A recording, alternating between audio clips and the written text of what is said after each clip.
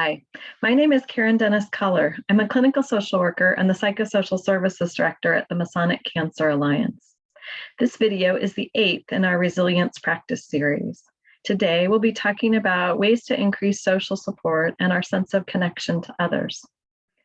As a reminder, this program focuses on the 10 Facets of Resilience series developed by our partners at Turning Point. Today, we'll be up here in this blue puzzle piece in Turning Point's Resilience Wheel. So social support includes the support and encouragement that's shared between friends, family, coworkers, and peers during good and bad times. So I like to think about this as the circle of people in your life who are there for you when you have a flat tire and need a ride to work, or metaphorically have a flat tire, and also those people who can be there for you for emotional support. We know that there are a lot of benefits to having supportive relationships in our lives. So some of them include, it increases our sense of self-worth and self-esteem, promotes a sense of belonging and feelings of security, helps reduce loneliness and depression, helps people cope better with illness, and actually increases longevity. So some key points to remember about social support. So a couple of them we just covered, but we also know that it's really important that we have a diverse support system. So it needs to include different types of people with different strengths. So those flat tire folks and those emotional support folks both. But to have a strong support system, we also have to be a good supporter for others. This takes practice, and it also takes intention.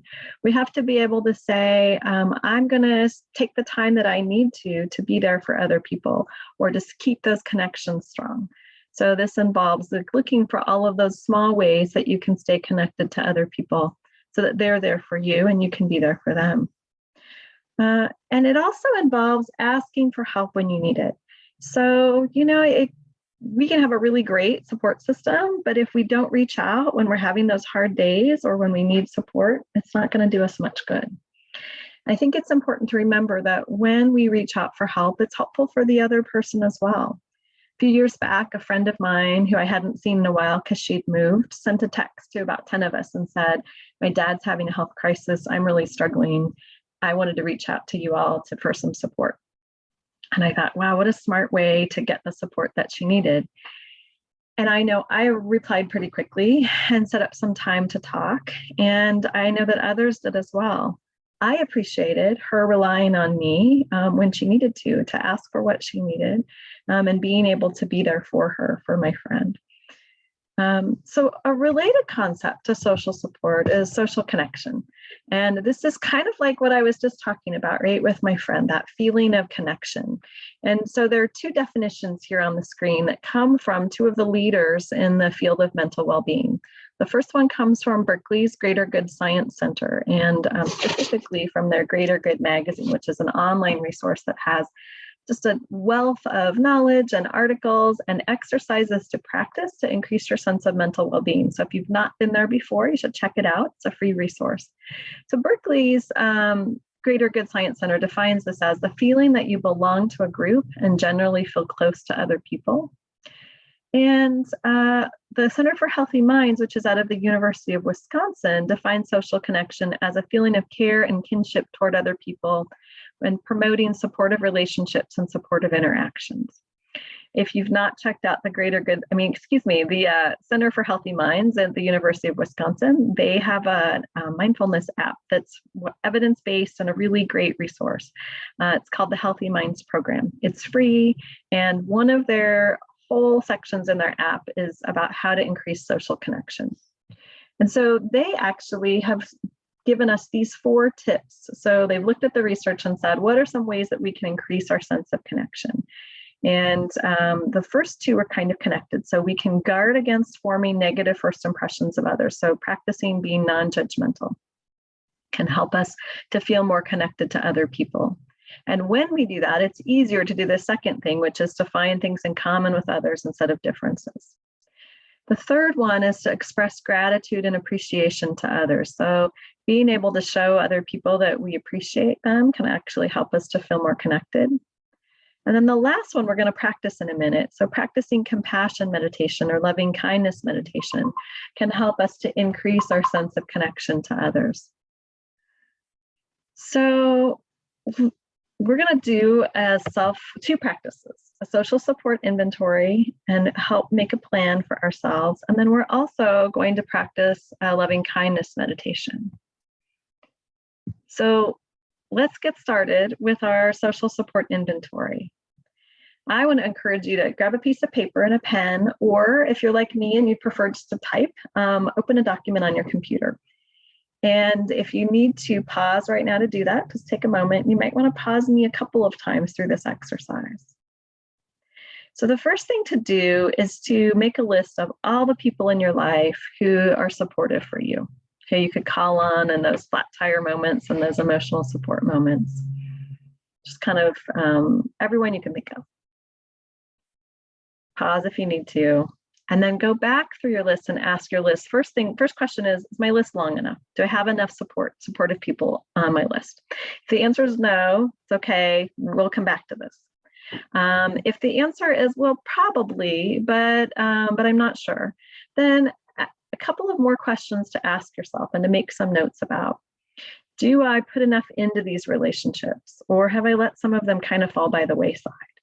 It's easy to do when we get busy. You are not alone, and it's something that we can plan for.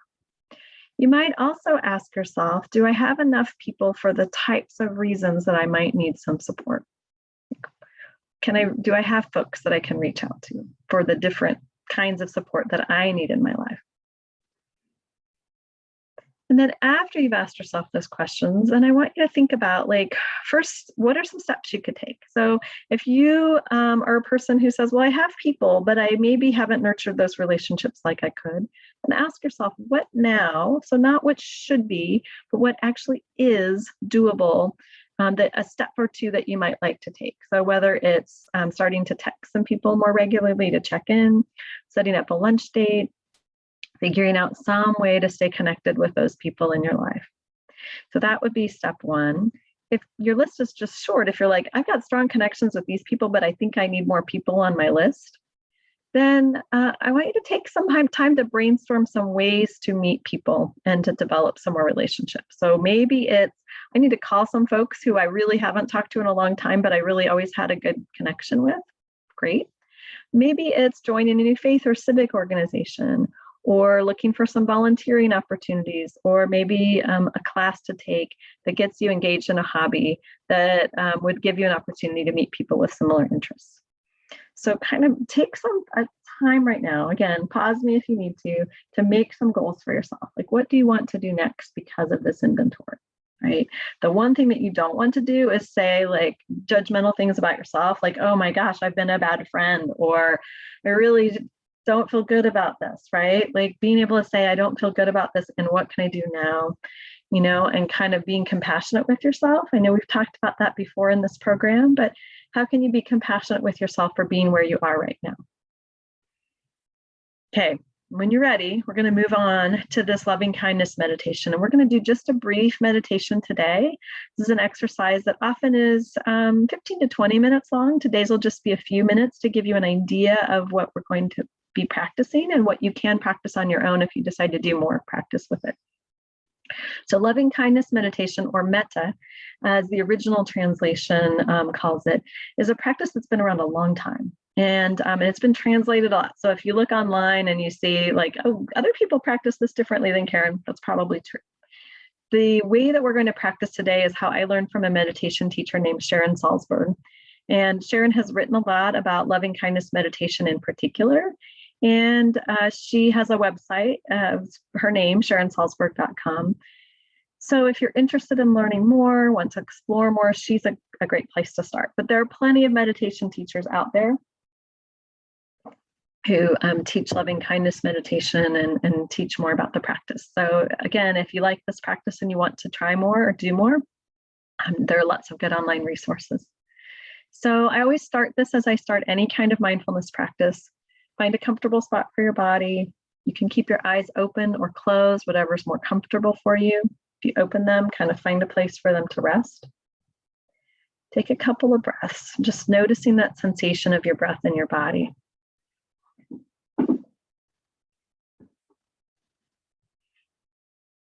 And then I'm going to be repeating some phrases today. We start always by repeating phrases for yourself. So extending loving kindness first to yourself, and then we extend it outward to others in our network or circle. So the phrases that I use are, may I be safe, be happy, be healthy, and live with ease. So you're just going to repeat these phrases in your mind's eye. Just if it's more comfortable for you to repeat them out loud, if you're in a space where you can do that, you can, or you can just repeat them in your mind. May I be safe, be happy, be healthy, live with ease.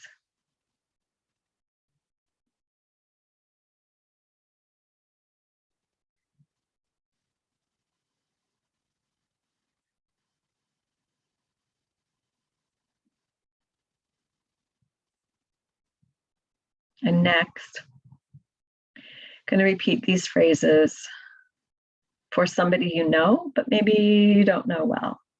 Maybe it's your mail carrier who you don't know by name, or a person who you see on the street but you aren't really very familiar with. Repeat these phrases for them, extending loving kindness to them. May they be safe, be happy, be healthy, live with ease.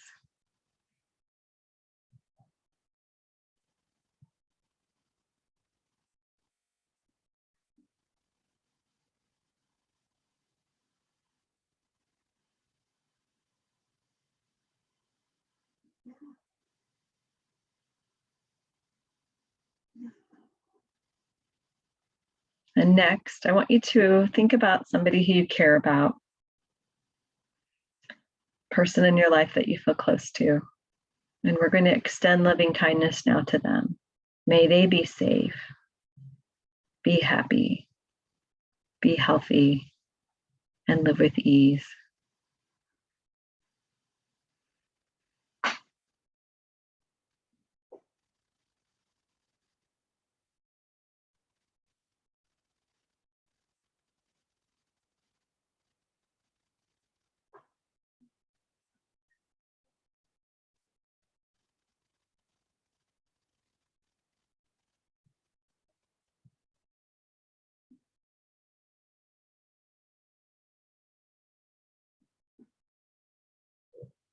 I'm going to end this practice as I always see it ended, as I always have seen this very last practice. So may all beings everywhere, those you know, those you don't know, may they all be safe, be happy, be healthy, live with ease.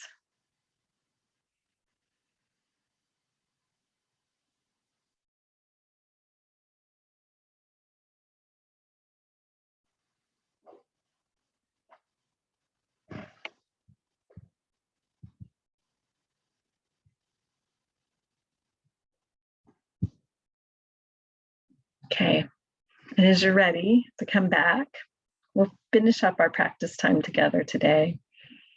It's lovely learning with you and practicing with you today. I want to remind us that this video comes to us through a partnership with WorkWell Kansas, Turning Point, and the Masonic Cancer Alliance. These couple of slides have information about each of our organizations if you'd like to learn more. And the last slide has my references. And so again, if you'd like to learn more about any of the things that we talked about today, there's some references here that can get you started. Take care.